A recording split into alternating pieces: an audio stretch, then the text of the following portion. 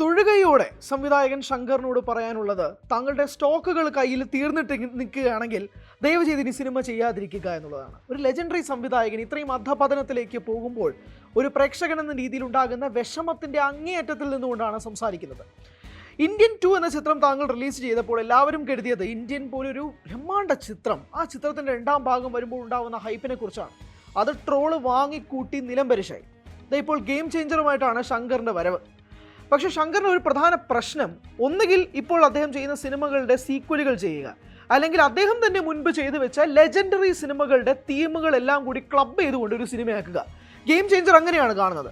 Mudhalvan, Indian, Enthiran, Shivaji, ഈ 4 സിനിമകളുടെയും plot ഒരുമിച്ച് മിക്സിയിലടിച്ച് ഒരു ജ്യൂസാക്കി പ്രേക്ഷകന്റെ മുമ്പിലേക്ക് കൊണ്ടെത്തിക്കുന്ന സിനിമയാണ് ഗെയിം ചേഞ്ചർ. അതിനകത്തൊരു ചെറിയ വ്യത്യാസം, ഒരു തെലുഗു മാസ് മസാല രീതിയിലുള്ളൊരു ട്രീറ്റ്മെൻ്റ് ആണ് ശങ്കർ ഇതിൽ പിടിച്ചിരിക്കുന്നത്. പക്ഷെ 1% പോലും ഒന്ന് പിടിച്ചിരുത്താൻ കഴിയുന്ന രീതിയിൽ, ഒന്ന് പ്രേക്ഷകനെ എൻഗേജ് ചെയ്യാൻ കഴിയുന്ന രീതിയിൽ ഈ സിനിമ മാറുന്നില്ല. ഫാസ്റ്റ് കട്ടുകളാണ്, കഥയൊക്കെ പെട്ടെന്നാണ് പറഞ്ഞു പോകുന്നത്. പക്ഷേ കാണുമ്പോൾ ചിരിയാണ് വരുന്നത്. കാരണം ഇതിൻ്റെ ബേസ്ലെസ് ആയിട്ടുള്ള ഒരു സ്ക്രീൻ പ്ലേ ആണ് ഇതിൻ്റെ ഏറ്റവും പ്രധാനപ്പെട്ട പ്രശ്നം. ഇതിൻ്റെ ഫസ്റ്റ് ഹാഫ് എന്നൊക്കെ പറഞ്ഞാൽ വെറുപ്പീരുടെ അയ്യര് കളിയാണ്. പ്രത്യേകിച്ച് സുനിലിൻ്റെ കഥാപാത്രമൊക്കെ വരുന്നുണ്ട്. സൈഡ് സത്യൻ എന്നാണ് അദ്ദേഹത്തിൻ്റെ കഥാപാത്രത്തിൻ്റെ പേര്. അദ്ദേഹം ഇങ്ങനെയല്ല നടക്കുന്നത്, അദ്ദേഹം ചരിഞ്ഞാണ് നടക്കുന്നത്, ഇങ്ങനെ ചരിഞ്ഞ് നടക്കുന്നത്. എന്തൊക്കെ കാണണമെന്ന് ആലോചിക്കുക. ഒരു ക്യാരക്ടറിനെ നേരെ പോർട്രേ ചെയ്യാൻ ശങ്കറിനെ പോലൊരു ലെജൻഡറി സംവിധായകൻ പെടുന്ന കഷ്ടപ്പാട് കാണുമ്പോൾ സത്യം പറഞ്ഞാൽ ചിരിയല്ല, സങ്കടമാണ് വരുന്നത് ഉള്ളിൻ്റെ ഉള്ളിൽ. അദ്ദേഹത്തെ പോലൊരു സംവിധായകൻ ചെയ്തു വെച്ചേക്കുന്ന സിനിമകൾ അത് നമ്മൾ വീണ്ടും ഇപ്പോൾ 2024 കഴിഞ്ഞ വർഷം ഇന്ത്യൻ 2 പറ്റി ഞാൻ ഒന്നുമേ പറയുന്നില്ല, നമ്മൾ അതിനെപ്പറ്റി കൃത്യമായ അവലോകനങ്ങൾ നടത്തിയതാണ്. പക്ഷെ അത് കഴിഞ്ഞിട്ട് വീണ്ടും ഗെയിം ചേഞ്ചർ പോലൊരു സിനിമ അദ്ദേഹം ചെയ്യുമ്പോൾ 450 കോടി രൂപ ബഡ്ജറ്റ്, 75 കോടി രൂപ 6 പാട്ടുകൾക്ക് വേണ്ടിയുള്ള ബഡ്ജറ്റ്. ഒന്ന് ആലോചിച്ച് നോക്കി, ഇത് എന്തിനാണ് ഇത്രയും പൈസ വെറുതെ ഇരിക്കുകയാണോ, അല്ലെങ്കിൽ കാണുന്ന പ്രേക്ഷകരൊക്കെ വണ്ടന്മാരായി എല്ലാം അങ്ങ് ഏറ്റെടുക്കും, സ്വീകരിക്കും എന്നുള്ള നിലപാടാണ്. അങ്ങേറ്റം വിഷമമുണ്ട്. കാരണം ഇങ്ങനെ ഒരു രീതിയിലേക്ക് ഒരു സിനിമ മാറുമെന്ന് സ്വപ്നത്തിൽ പോലും കരുതിയില്ല. ഇതിൻ്റെ 1 ലൈൻ സത്യം പറഞ്ഞാൽ നല്ല രസമുണ്ടെന്നേ. ഇതിനൊരു 1 ലൈനോ അല്ലെങ്കിൽ ഇതിൻ്റെ സ്റ്റോറി മാത്രമായിട്ട് കേൾക്കുമ്പോൾ നമ്മളൊരു സിനിമ കണ്ടിറങ്ങി വരുമ്പോൾ നമ്മളിതിൻ്റെ കഥ എന്താണെന്ന് ആലോചിക്കുമല്ലോ. പക്ഷേ ഇതിൻ്റെ തിരക്കഥ, ഇതിൻ്റെ സംഭാഷണങ്ങൾ, ഞാൻ തമിഴിലാണ് ഈ സിനിമ കണ്ടത്. ആ തമിഴിൽ പോലും ഇങ്ങനെ സംഭാഷണങ്ങൾ എങ്ങനെയാണ് ഡെലിവർ ചെയ്യുന്നത്, നമ്മൾ ഇന്ത്യൻ 2 ഉണ്ടായിരുന്ന ഒരേ പ്രശ്നമാണിത്, സംഭാഷണങ്ങളുടെ പ്രശ്നം. ഗെയിം ചേഞ്ചറിലും അതേ കാര്യമാണ് ആവർത്തിക്കുന്നത്. ഒരു തരത്തിലും മാറ്റമില്ല എന്നുള്ളതാണ്. പിന്നെ ഒരു കാര്യം, എസ് ജെ സൂര്യ, ജയറാം, ഈ 2 പേര്, ജയറാമേട്ടനെ പോലൊരു താരം അവിടെ തെലുങ്കിൽ പോയി ചെയ്യുമ്പോൾ എന്തിനാണ് ഇങ്ങനത്തെ വേഷങ്ങൾ ചെയ്യുന്നത് മനസ്സിലാവുന്നതേ ഇല്ല.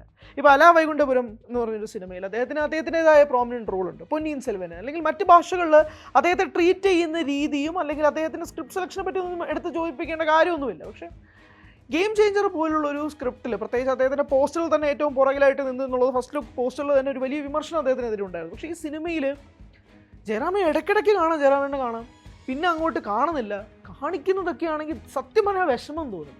മലയാളത്തിലും അദ്ദേഹം പറഞ്ഞത് മറ്റ് ലാംഗ്വേജുകളിൽ പോകുമ്പോൾ അദ്ദേഹം സേഫ് ആണെങ്കിലോ അല്ലെങ്കിൽ എല്ലാം കൊണ്ടും അദ്ദേഹം സേഫാണ്. പക്ഷേ ഇങ്ങനത്തെ കഥാപാത്രങ്ങളെ കാണുമ്പോൾ ഉണ്ടാകുന്ന ഒരു വിഷമമുണ്ടല്ലോ, ഏറ്റവും സൈഡ് റോളിൽ ഒരു വില്ലൻ്റെയും ഏറ്റവും പുറകെ പോയി നിൽക്കുക, അങ്ങനെയൊക്കെ കാണുമ്പോൾ ഉണ്ടാകുന്ന ഒരു സങ്കടം, വിഷമം കൂടി ഈ അവസരത്തിൽ പറയേണ്ടി വരികയാണ്. കാരണം അങ്ങനെയൊന്നും അല്ല നമ്മൾ പ്രതീക്ഷിക്കുന്നത്. ജയറാമിൻ്റെ ഒരു വലിയ തിരിച്ചുവരവ്. ഇപ്പോൾ ഓസ്ലറിൽ തന്നെ അദ്ദേഹം മലയാളത്തിലൊരു വമ്പൻ തിരിച്ചുവരവ് നടത്തുകയാണ്. ഇനി അദ്ദേഹത്തിന് മലയാളത്തിൽ ഇറങ്ങാൻ പോകുന്ന സ്ക്രിപ്റ്റുകൾക്ക് വേണ്ടി അതിഭീകരമായ വെയിറ്റിംഗ് നിൽക്കുന്നൊരു പ്രേക്ഷകൻ കൂടിയാണ് ഞാൻ. പക്ഷെ മറ്റ് ഭാഷകളിലൊക്കെ ഇങ്ങനെ ജയറാമേട്ടനെ കാണുമ്പോൾ ഉണ്ടാകുന്നൊരു വിഷമം ഈ അവസരത്തിൽ പറയട്ടെ. എസ് ജെ സൂര്യ അദ്ദേഹത്തിനെ അഴിച്ചുവിട്ട അദ്ദേഹം അതിഗംഭീരമായി അഴിച്ചുവിടുന്ന ഒരു വില്ലൻ കഥാപാത്രങ്ങളൊക്കെ ചെയ്യാൻ പറ്റിയിരുന്ന വേഷം. പക്ഷേ തുടരെ ഒരു റിപ്പീറ്റേഷൻ. ഗെയിം ചേഞ്ചറിൽ ഉടനീളം ആ റിപ്പീറ്റേഷൻ ഉണ്ട്. നമുക്ക് എല്ലാ സിനിമയും, നമുക്കിപ്പോൾ മാനാട് ഓർമ്മ വരും, അദ്ദേഹത്തെ കാണുമ്പോൾ ശനിബോധ സരിവാരം ഓർമ്മ വരും. അങ്ങനെ പല സിനിമകളും അദ്ദേഹം ചെയ്തു വെച്ചിരിക്കുന്ന ക്യാരക്ടേഴ്സിൽ നമുക്ക് നെഞ്ചമരപ്പതില്ലേ നമുക്ക് ഓർമ്മ വരും. അങ്ങനെ ഈ പല സിനിമകളുടെയും പല ക്യാരക്ടർ പോർഷൻസ് നമുക്ക് ഇതിൽ ഉടനീളം കാണാൻ പറ്റുമെന്നേ. റെപ്പറ്റീഷൻ, വല്ലാത്ത റെപ്പറ്റീഷൻ അദ്ദേഹത്തിൻ്റെ അഭിനയത്തിൽ വരും. പിന്നെ രാംചരൻ്റെ ആദ്യ പകുതിയിൽ, ഈ സിനിമയിൽ മൊത്തത്തിലൊരു ആദ്യ പകുതിയിൽ രാംചരൻ്റെ മുഖത്തൊരു എക്സ്പ്രഷൻ ഇല്ലെന്നേ. എക്സ്പ്രഷൻ എന്ന് പറയുന്ന സംഭവം വരുന്നില്ല. സെക്കൻഡ് ഹാഫിലാകുമ്പോൾ കുറച്ചുകൂടെ അദ്ദേഹം ഒന്ന് ഇമോഷണലി പരമായിട്ട് കുറച്ച് എക്സ്പ്രസീവായിട്ട് അഭിനയിക്കുന്നുണ്ട്. അതിൽ അദ്ദേഹം കുറച്ച് വിജയിച്ചിട്ടുമുണ്ട്. പക്ഷേ ആദ്യ പകുതിയൊക്കെ കണ്ടിരിക്കാൻ പറ്റാത്ത രീതിയിലേക്കാണ് കാര്യം വരുന്നത്. അദ്ദേഹത്തിന് ദേഷ്യം വരുമ്പോൾ ദേഷ്യം കൺട്രോൾ ചെയ്യാൻ വേണ്ടി കാണിച്ചു കൂട്ടുന്ന ഓരോ അഭിപ്രായങ്ങൾ ഈ സ്ക്രീൻ പ്ലേയിലുള്ള പ്രശ്നങ്ങളാണ്. സ്ക്രീൻ പ്ലേയിൽ ആദ്യ പകുതിയിൽ എങ്ങേയറ്റം വളരെ സീരിയസ് ആയിട്ടാണ് അവർ പോർട്രേ ചെയ്യുന്നത്. അതാണ് ഇതിൻ്റെ ഏറ്റവും വലിയ തമാശ. സീരിയസ് ആയിട്ട് പോർട്രേ ചെയ്യുന്ന കാര്യങ്ങളൊക്കെ വളരെയധികം തമാശയായിട്ടാണ് ഇങ്ങോട്ട് കിട്ടുന്നത്. വേറൊരു സംഭവമുണ്ട്, അദ്ദേഹം ഒരു കളക്ടർ കൂടിയാണ്. അപ്പോൾ കളക്ടർക്ക് ഒരു ബോർഡർ ലൈൻ കഴിഞ്ഞുള്ള പ്രണയം, നമ്മൾ ഇന്ത്യ പാകിസ്ഥാൻ ബോർഡർ പ്രേമം എന്നൊക്കെ കേട്ടിട്ടുണ്ട്. പക്ഷേ ഈ ജില്ല തിരിച്ചുള്ള ബോർഡർ പ്രണയങ്ങളൊക്കെ കാണുന്നതൊക്കെ ആദ്യമായിട്ടാണ്. ഇതൊക്കെ കാണുമ്പോൾ ഉണ്ടല്ലോ സത്യം പറഞ്ഞാൽ സങ്കടമാണ് വരുന്നത്. ഇതെങ്ങനെയാണ് ശങ്കറിനെ പോലൊരു സംവിധായകൻ രാംചരണിനെ പോലും ഒരു താരത്തെ വെച്ച് ചെയ്യുന്നത്? RRR പോലൊരു ചിത്രം കഴിഞ്ഞിട്ട് രാംചരൺ വീണ്ടും ഈ ഒരു സിനിമയുമായിട്ട് എത്തുമ്പോൾ വളരെ നിരാശയാണ്. വളരെയധികം നിരാശയായിട്ട് തന്നെയാണ് ചിത്രത്തിൻ്റെ പുറത്തു നിന്ന് ഇറങ്ങുന്നത്. ഈ സിനിമയുടെ അദ്ദേഹത്തിൻ്റെ ശങ്കർ മാജിക് എന്നൊക്കെ പറയാൻ പറ്റുന്നത് ഈ സിനിമയിലെ ഗാനങ്ങളുടെ വിഷ്വലൈസേഷനാണ്. അതിനകത്ത് അദ്ദേഹം കുറച്ച് വിജയിച്ചിട്ടുണ്ട് എന്ന് പറയേണ്ടി വരും. കാരണം ഒരു ബ്രഹ്മാണ്ഡ സംഭവം അദ്ദേഹം ഒരുക്കി വെച്ചിട്ടുണ്ട്.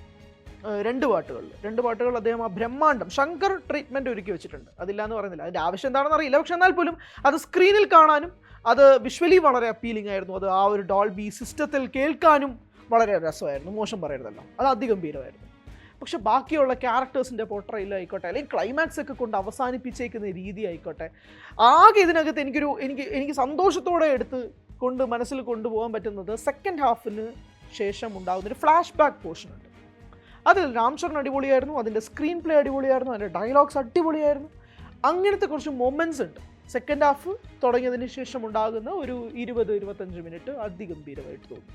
പക്ഷെ ആദ്യ പകുതി കണ്ടിരിക്കാൻ പറ്റാത്ത രീതിയിലേക്ക് എത്തിക്കുന്നുണ്ട് കാര്യങ്ങൾ.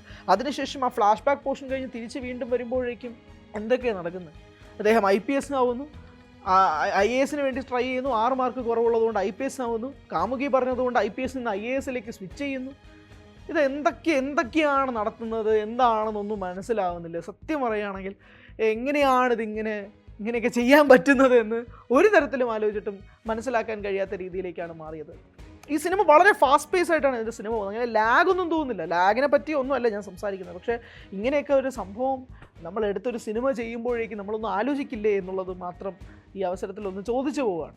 ചിത്രത്തിൻ്റെ മുഴുനീളമുള്ള അണിയറ പ്രവർത്തകർ. എനിക്ക് വിഷമം വരുന്നത് നിർമ്മാതാവ് ദിൽരാജുവിനെ കുറിച്ച് ഓർത്തിട്ടാണ്. കാരണം അദ്ദേഹം വാരിസ് പോലൊരു സിനിമ ചെയ്തു, അദ്ദേഹം പ്രതീക്ഷ പോലൊരു ഹൈറ്റിലേക്ക് സിനിമ വന്നില്ല. കാരണം എൻ്റെ സംവിധായകൻ തന്നെ പറഞ്ഞു, എന്തിനാണ് സീരിയൽ പോലെയുള്ളതെന്ന് പറയുന്നത്, എന്തിനാണ് സീരിയലിനെ ഡീഗ്രേഡ് ചെയ്യുന്നതെന്നൊക്കെ പറഞ്ഞിട്ട് അദ്ദേഹം തന്നെ പറഞ്ഞതാണ്. അപ്പോൾ അതുകൊണ്ട് വാരിസ് ഹിറ്റായി എന്ന് പറയുന്ന ആളുകളോടാണ് ഞാൻ പറയുന്നത്, വാരിസ് ഹിറ്റായി എങ്കിൽ സംവിധായകനും നിർമ്മാതാവ് ഉൾപ്പെടെ അത്രയും രോഷാകുലരായി വന്ന് മാധ്യമങ്ങളോട് സംസാരിക്കേണ്ട കാര്യമില്ല. അപ്പോൾ അതിനുശേഷം ദിൽരാജുവിൻ്റെ പ്രൊഡക്ഷനിൽ ഈ സിനിമ വരുമ്പോൾ ഏകദേശം 400 കോടിയുള്ള ബഡ്ജറ്റ് വരുന്നതെന്ന് എനിക്ക് കേൾക്കുന്നത്. പാട്ടുകൾക്ക് മാത്രം 75 കോടി രൂപ. എങ്ങനെയാണ് ഇനി ഒരു ആലോചിച്ചിട്ടൊന്നും മനസ്സിലാവുന്നില്ല.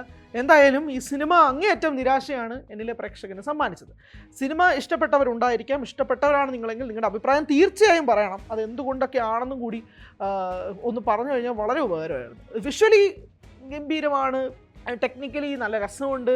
ഇതൊക്കെ പറഞ്ഞാൽ പോലെ അടിസ്ഥാനപരമായി നമ്മളൊരു സിനിമ കാണാൻ പോകുമ്പോൾ അതിപ്പോൾ ഏറ്റവും ആദ്യം സിനിമ ഉണ്ടായ കാലം തൊട്ട് ഇന്ന് വരെ എടുത്ത് നോക്കിക്കോ, സിനിമ വിജയിക്കണമെങ്കിൽ നല്ല തിരക്കഥ വേണം, അടിപൊളി കഥ വേണം, അതിന് ഫലിപ്പിച്ചെടുക്കാൻ പറ്റുന്ന ആർട്ടിസ്റ്റുകളും വേണം. ഇതില്ലാത്ത പക്ഷം എന്തൊക്കെ ടെക്നിക്കലി ബ്രില്യൻ്റ് ആണെന്ന് പറഞ്ഞാൽ പോലും സിനിമ വിജയിക്കാൻ സാധ്യത വളരെ കുറവാണ്.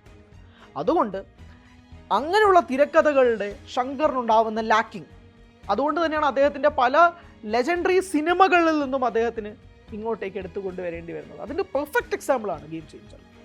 അതുകൊണ്ട് വളരെ നിരാശാകരമായി തന്നെ തിയേറ്ററിൽ നിന്നും ഇറങ്ങി വന്നൊരു പ്രേക്ഷകനാണ് ഞാൻ. സിനിമ കണ്ടവരാണ് നിങ്ങളെങ്കിൽ നിങ്ങളുടെ അഭിപ്രായങ്ങൾ രേഖപ്പെടുത്തുക. സിനിമയിൽ ഞാൻ പറഞ്ഞതിലും വിപരീതമായ അഭിപ്രായമാണ് നിങ്ങൾക്കുള്ളതെങ്കിൽ തീർച്ചയായും കമൻറ്റ് ബോക്സിൽ അറിയിക്കുകയും ചെയ്യുക. Thank you so much.